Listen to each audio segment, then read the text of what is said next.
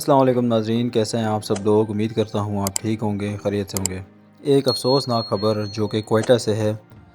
पाकिस्तान के शहर कोयटा में आज सुबह एक बम ब्लास्ट हुआ है ट्रेन के अंदर, और जिसमें तकरीबन 40 लोग शहीद हुए हैं। और बहुत ही अफसोसनाक ख़बर है ये। इसकी फ़ुटेजेस वो सोशल मीडिया पर वायरल हैं, जो कि हम आपको दिखाएंगे अभी। लेकिन एक बदकिस्मत फैमिली जो कि इस धमाके में शहीद हुई है, जिसमें एक और करीबी इमारत में रिहाइश पजीर थे। करीबी फ्लैट में धमाके की वजह से उन तीनों की शहादत वाक़या हुई है, जो कि एक जर्नलिस्ट या तारिक अज़ीज़ के जो कज़न थे वो शहीद हुए हैं। इत्तलात के मुताबिक ये धमाका इतना खौफनाक और इतना ज़्यादा था कि करीब जगहों पर जो है वो आग लगी है।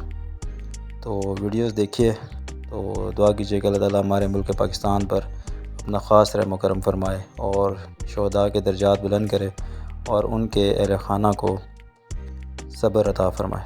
तो चलिए सोशल मीडिया पर जो क्लिप्स वायरल हो रही हैं वो देखते हैं। गाड़ी होती ना 2 4 6 8 10 15 20 गाड़ी हो।